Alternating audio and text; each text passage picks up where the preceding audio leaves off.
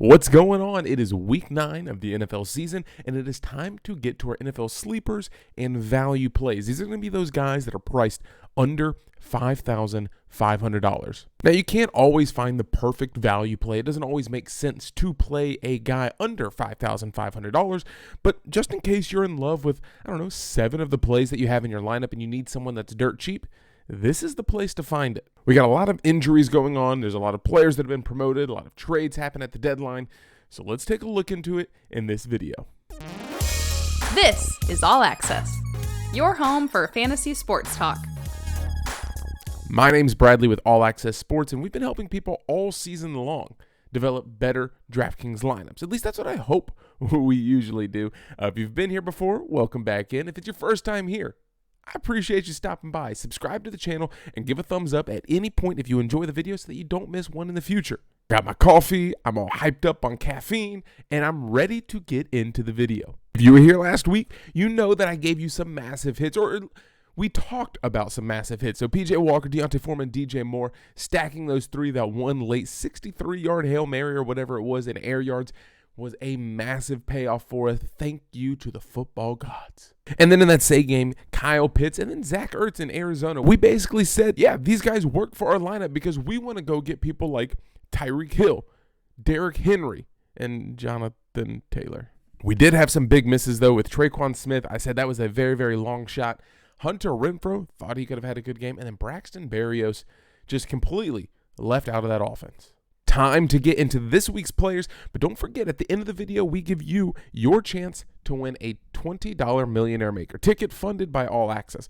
So stick around to the end of the video so you don't miss it. And don't you dare jump ahead. Starting things off, I'm probably not the first person that's talked about him this week. Trevor Lawrence at $5,200 against the LA Raiders. Las Vegas Raiders, actually. Good spot to be a heavy passing game. I expect the Raiders to bounce back and be able to pass the ball, or at least attempt to pass the ball a little bit more than they have in the past.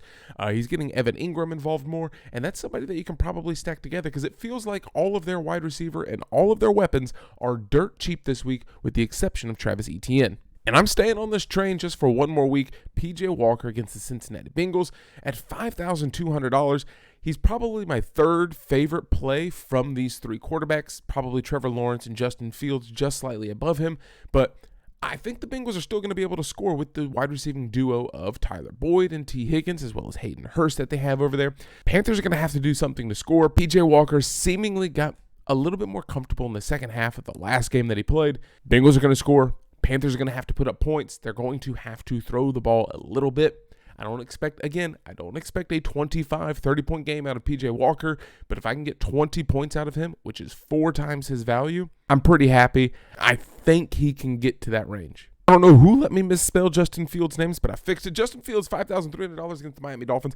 Miami's going to score. We know that. Tyreek Hill, arguably the best wide receiver in the league right now. If you have Steve Smith, that's not the case.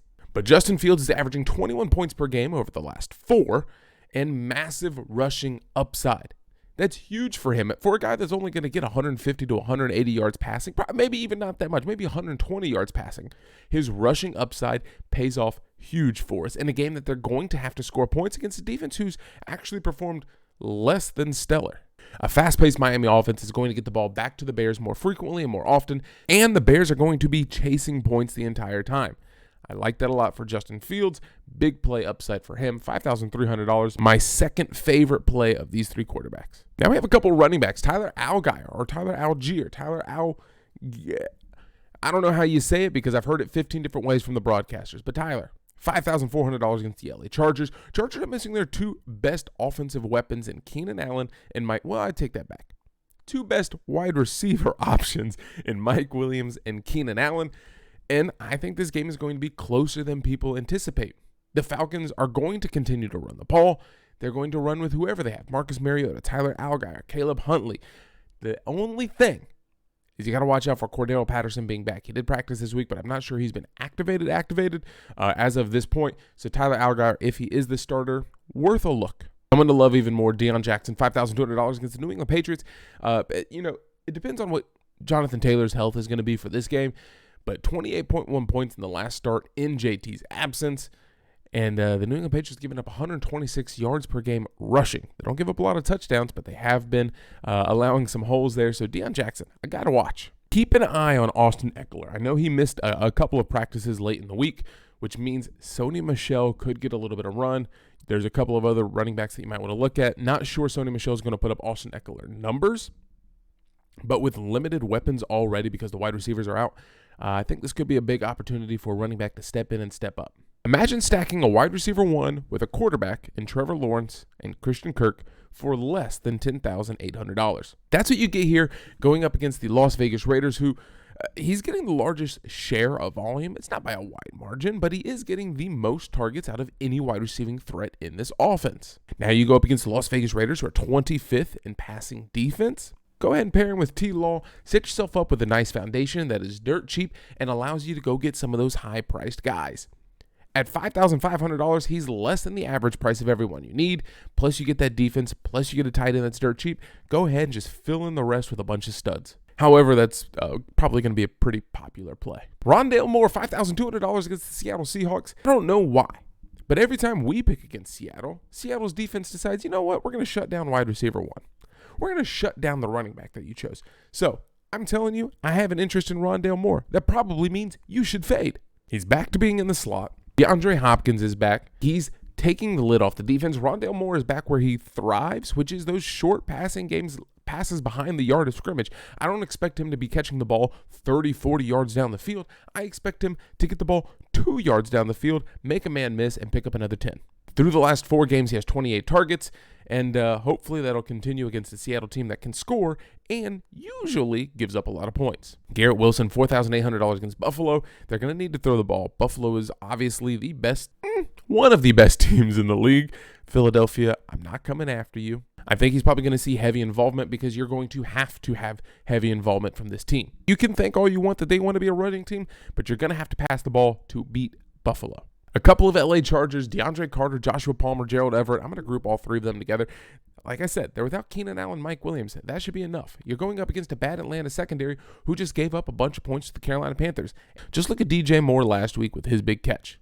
Plus, Gerald Everett probably becomes your number 1 red zone receiving threat. Terrace Marshall Jr. at $3,900 against the Cincinnati Bengals. A lot of people are probably going to be on him just because they looked at the stats of last week's box score. Being a Panthers fan, I saw he got 3 targets in the red zone on these short little fades that P.J. Walker just unfortunately could not connect with. With the performance that Donta Foreman had last week, I fully expect Cincinnati Bengals to load up the box. If the Panthers are able to get to the red zone, fully load up that box, and I think that leaves Terrace Marshall one-on-one on the outside. I expect for him to only have maybe 4 catches, 5 catches. Hopefully one of those can go in for a touchdown on a 3-yard fade route. I know that sounds like I'm hoping, but if you follow the game script from last week, that's what they attempted. It just didn't pay off. Probably one of the most popular plays from this week because of all the injuries that the Green Bay Packers have going on. It's going to be Romeo Doubs at $5,300 against the Detroit Lions. Let's continue to pick on Detroit, guys.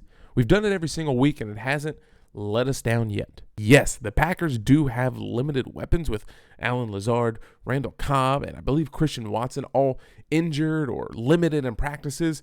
I think Romeo Doubs could have a big game, and the same thing for Robert Tonyan. If you're looking for a cheap tight end, Robert Tonyan could be that guy. If you look at the games that Aaron Rodgers has recently performed in, he's not throwing the ball deep down the field because the offensive line isn't holding up and the wide receivers aren't getting open. They're creating short bubble screens and passes behind the line of scrimmage, and they want to run the ball. Detroit's going to try and throw the ball. I expect this game to be a little bit higher scoring than Vegas currently has the line set at. I look for Romeo Doubs to have a big game, but again, we're not the only ones that are talking about that, so it's going to be a very popular pick. Hayden Hurst, $3,600 against the Carolina Panthers. Let's try and speed this up a little bit. They're without Jamar Chase. You know that. I know that. Carolina Panthers have struggled against tight ends and the slot over the middle. The linebackers can't really cover that well. Frankie Louvu is a blitzing machine. Shaq Thompson is a rushing tackler. They struggle in coverage. Hayden Hurst at $3,600 should be open. Hopefully, Joe Burrow is able to find him out in the open. Evan Ingram, $3,300, another wide receiver threat there for Jacksonville that is dirt cheap if you want to stack him with Trevor Lawrence. He's getting more involved every single week. He's getting 7 targets on average over the last 3 weeks. Las Vegas Raiders are 30th in points allowed to tight ends this season.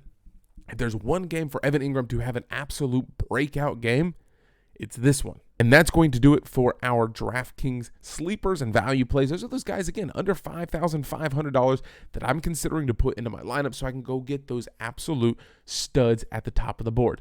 You know, those Tyreek Hills, those Christian McCaffreys, those Stephon Diggs, the Josh Allens of the world. But as always, we have to give you a chance to win a $20 Millionaire Maker ticket, so put it down in the comments below. Week 9 main slate. Who's going to score the most points? If you think it's going to be someone like Cooper Kupp, then just say Cooper Kupp, 32 points. I don't even know if he's playing this week on the main slate. I don't think he is. Just say Stephon Diggs, 32 points. If Stephon Diggs is the leading scorer and he gets 32.8 points, I don't need you to be that specific. But if Stephon Diggs gets 32.8 points and you're correct, one correct guess will get that $20 Millionaire Maker ticket funded by Allaqcess. All the description on how that it works is down in the description below.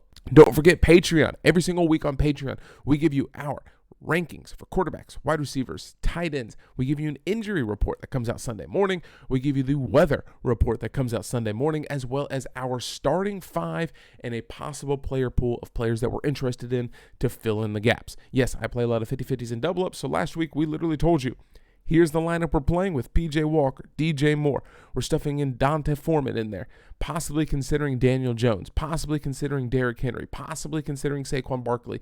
Tyreek Hill was our wide receiver 1. We gave you all that information over on Patreon. That's down in the description below. And we do that just for those of you that go above and beyond in support of the channel. Just being here, subscribing for free, liking the video for free, and dropping a comment is more than enough for me. Hopefully I'm able to give back to you and get some winners on the board. Best of luck week 9. Go down, take out the big boys. Forget those people putting in 150 lineups. Those of us playing single bullets, let's go get them this week.